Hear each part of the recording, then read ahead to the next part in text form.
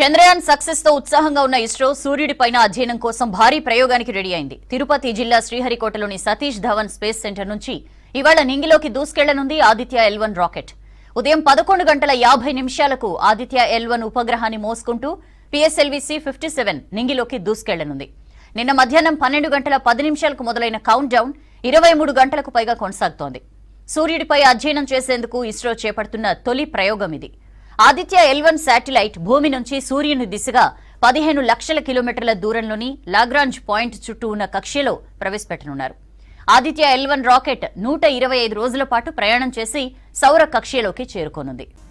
కొరోనాగ్రఫీ పరికరం సాయంతో సౌర వాతావరణాన్ని లోతుగా పరిశోధించడమే ఈ ప్రాజెక్టు ఉద్దేశం. యూరోపియన్ స్పేస్ ఏజెన్సీ, ఆస్ట్రేలియా, ఇతర దేశాల అంతరిక్ష సంస్థల సాయంతో సూర్యుడిపై అధ్యయనాలను ఇస్రో చేపడుతోంది. ఈ ప్రయోగాన్ని వీక్షించేందుకు సాధారణ పౌరులకు అవకాశం కల్పించింది ఇస్రో. అటు ఆదిత్య L1 మొత్తం 7 పేలోడ్లు మోసుకెళ్లనుంది. ఇందులో విజిబుల్ ఎమిషన్ లైన్ కొరోనోగ్రాఫ్ ప్రధానమైంది. ఇందులో 4 పరికరాలు నేరుగా సూర్యుడిని అధ్యయనం చేయనున్నాయి. ఇక సూర్యుడిపైకి ఉపగ్రహాన్ని పంపిన 4వ దేశంగా భారత్ రికార్డు సృష్టించనుంది. ఇప్పటికే America, Germany, European space agency మాత్రమే సూర్యుడిపైకి ఉపగ్రహాలు పంపాయి. ఆదిత్య L1 ప్రయోగానికి కౌంట్ డౌన్ మొదలుపెట్టింది ఇస్రో. ఆదిత్య L1 ఉపగ్రహాన్ని మోసుకుని PSLV-C-57 నింగిలోకి దూసుకెళ్లనుంది. సూర్యుడి దిశగా 15 లక్షల కిలోమీటర్ల దూరంలోని లాగ్రాంజ్ 1 ప్రాంతానికి చేరుకుని అధ్యయనం చేయనుంది ఆదిత్య L1. చంద్రయాన్ 3 విజయోత్సాహంలో ఉన్న ఇస్రో మరో ప్రతిష్టాత్మక ప్రాజెక్టుకు సిద్ధమైంది. సూర్యుడిపై పరిశోధన చేసేందుకు ఆదిత్య L1 ప్రయోగానికి ఇప్పటికే కౌంట్ డౌన్ మొదలుపెట్టింది. ఇవాళ 11 గంటల 50 నిమిషాలకు ఆదిత్య L1 ఉపగ్రహాన్ని మోసుకుని PSLV-C-57 నింగిలోకి దూసుకెళ్లనుంది. భూమి నుంచి సూర్యుడి దిశగా దాదాపు 15 లక్షల కిలోమీటర్ల దూరంలో ఉన్న లాగ్రాంజ్ 1 ప్రాంతానికి చేరుకునేందుకు ఈ మిషన్ కు 125 రోజుల టైం పడుతుందని ఇస్రో చైర్మన్ సోమనాథ్ తెలిపారు.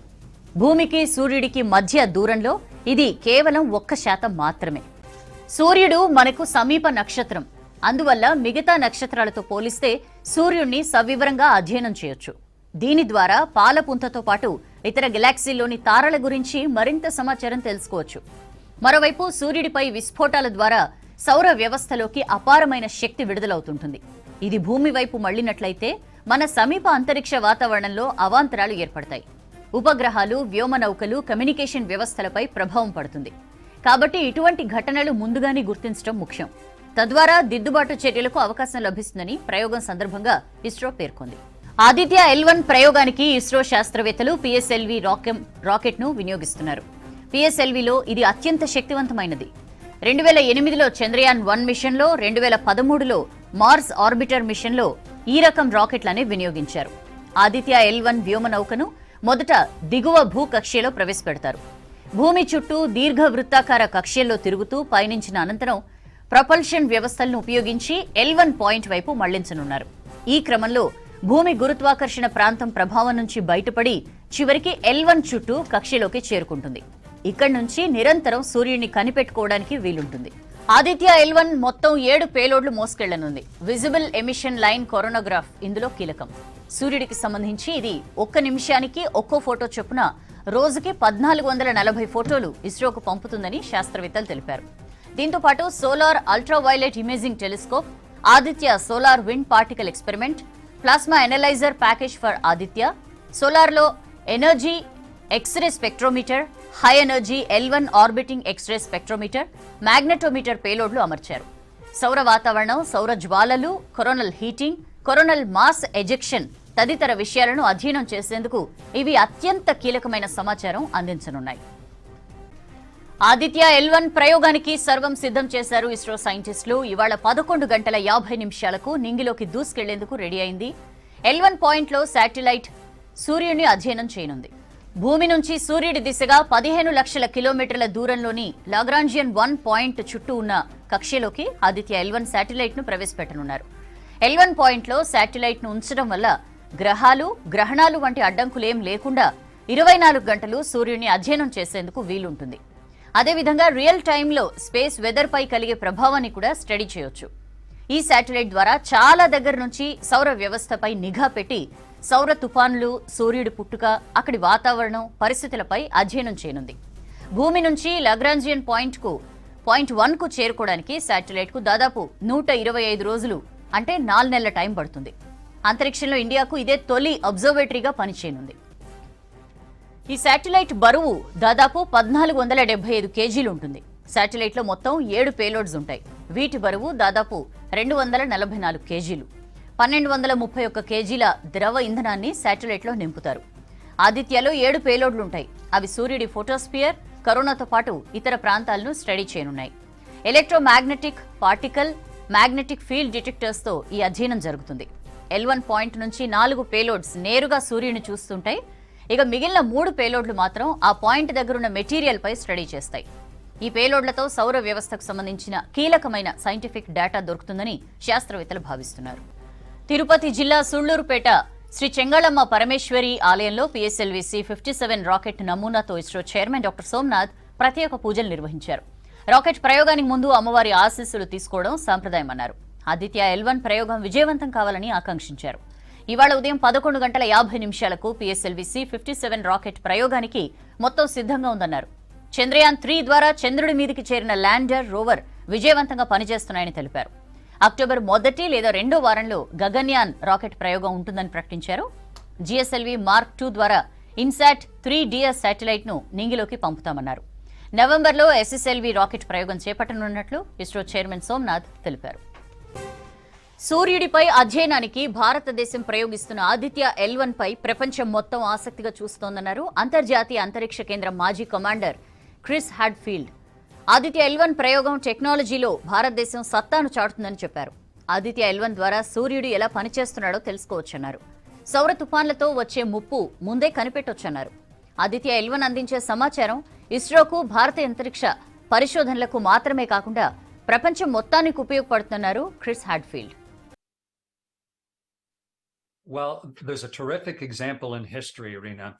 On this day in the last century, the worst solar event that has ever happened blasted the Earth. A huge blob of energy, of high energy particles smashed into the Earth, and telegraphs were just new there. And it actually set telegraph machines on fire. And that's going to happen again. So when we put something like Aditya up there in between us and the sun to sense those things, to better understand how the sun works and the threats that it has to the earth, it's good for everybody, for protecting us as people, but also, of course, our electrical grid, our internet grid, and all of the thousands of satellites that we count on that are up in orbit. So it's a really good new scientific probe to have out there teaching us about the sun. The electromagnetic energy that comes from the sun is both a benefit to that, but also a huge threat to that. And so putting a new sensor in between us and the sun, that it is looking specifically at how the sun sends out these big damaging ejections of high energy particles. It's really useful information, not just for ISRO and not just for obviously the Indian space program, but it's something that is sort of vital. Space weather for the world. Gaganyaan has already launched some test vehicles. They're launching another test vehicle in about a month, but they're working towards the very first launch of 2 or 3 Indian astronauts late next year, maybe 2025. So that's a huge change. There's only been a very few countries on Earth that have been capable of building their own spaceships and their own rockets and launching their own citizens in space. And it's a natural evolution from all of the satellites that have been put up and then the recent moon landing and now going to investigate the sun. It's just a real strong demonstration of the increased capability of Indian technology. And in this case, getting India involved early in the whole Earth-Moon economic system that is developing right now, that enormous resource of the moon itself, and being one of the early players in that, it's not really a race, but at least in that game, in that business together. So it's quite a historic moment for India and for the world. ఇక కాసేపట్లో సూర్యుడిపై అధ్యయనానికి Aditya L1 ను ప్రయోగిస్తోంది ఇస్రో. ఈ ప్రయోగంపై దేశం మొత్తం ఆసక్తిగా ఎదురుచూస్తోంది.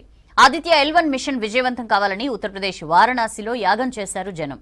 భారత్ మరిన్ని అంతరిక్ష ప్రయోగాలు చేయాలని ఆకాంక్షించారు.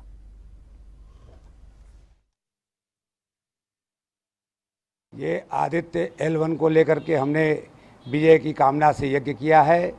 भारत विश्व गुरु बने इस कामना से हमने यज्ञ किया है। L1 की सफल लॉन्चिंग हो, सफलता के साथ L1 मेरा पहुँचे सूर्य के पास। चंद्रमा के पास पहुँचने के बाद अब हम सूर्य के पास पहुँचने जा रहे हैं, इस कामना से हमने यज्ञ किया। ये आदिल L1 की सफलता के लिए हम लोगों ने कामना किया है और बाबा विश्वनाथ से मना रहे हैं कि हमारा देश विश्व गुरु और आगे भी सफलता प्राप्त करती हुई, जिस तरह से चंद्रयान सफल हुआ है उसी तरह आदिल L भी सफल होगा। ये महादेव का अनुकृपा होगा।